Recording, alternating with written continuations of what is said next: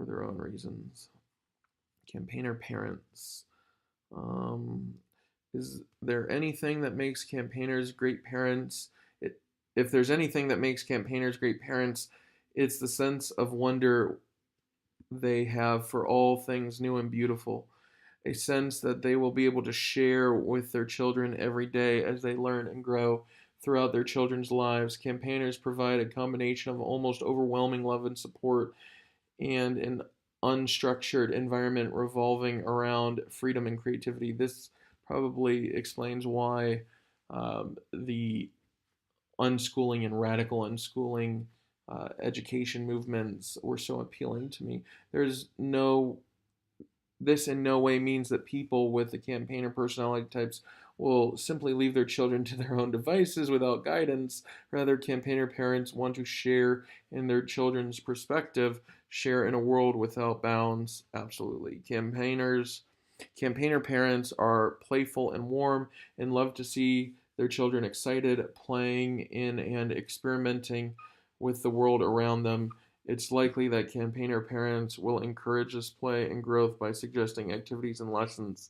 This is why I believe that, my grandfather, who is a lot like me, when he started to get dementia, he let go of a lot of the things that I started letting go of last year, and he, quote unquote, regressed to a child. And I think this is the child that he buried within him growing up in a time, in a place in the world where children had to grow up very, very quick. And this is why he had such an absolute view of right and wrong in the world, and, found success, but, wasn't the point. It just kind of happened.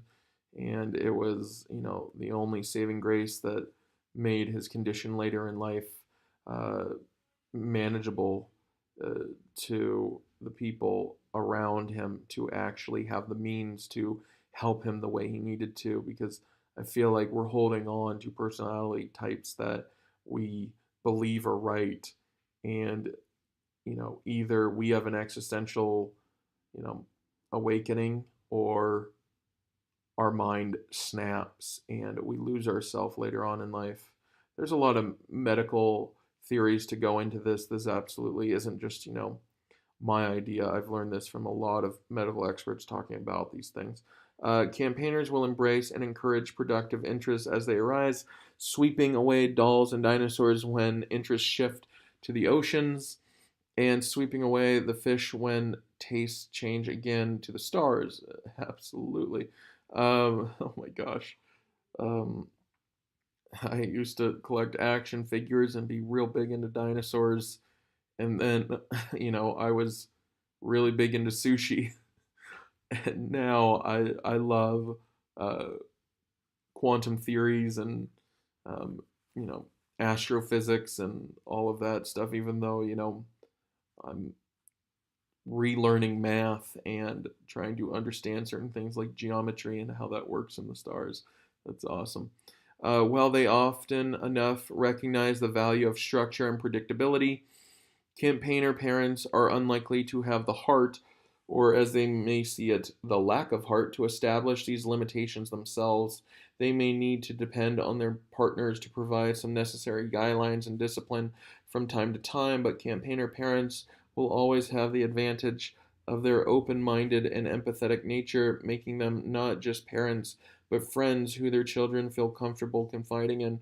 They needn't always depend on their children broaching the subject either, as campaigners have a natural skill in spotting emotional disharmony or physical discomfort in others.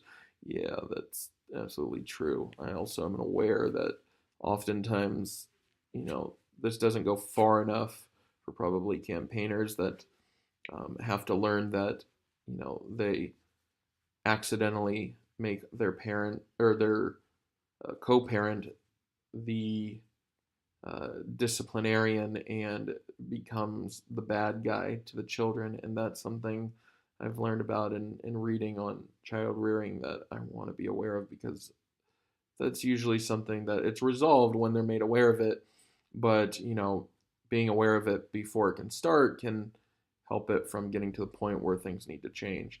Go on, spread your wings. As their children approach the teenage years, all this emotion and attention can start to cloy, and their children may seek a more private independence. This can be a challenge for people with the campaigner personality type. They have strong emotions and invest those emotions heavily in the things and people they care about.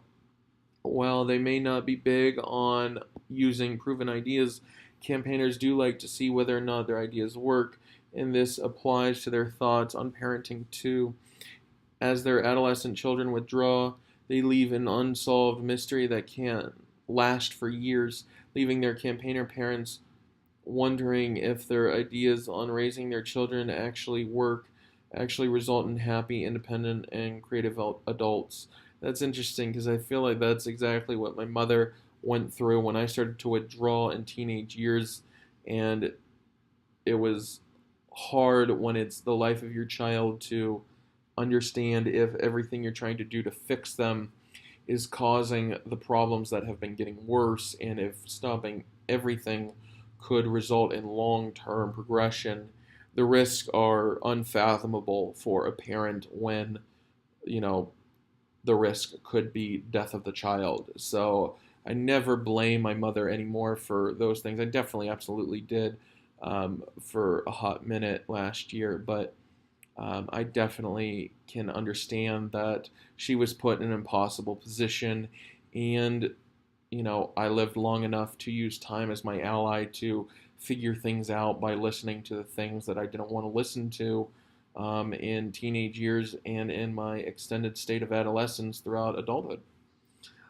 Luckily for them, so long as they raise their children with a sense of productive independence rather than an aimless, against the grain antipathy. Against the grain antipathy. I don't know what that means.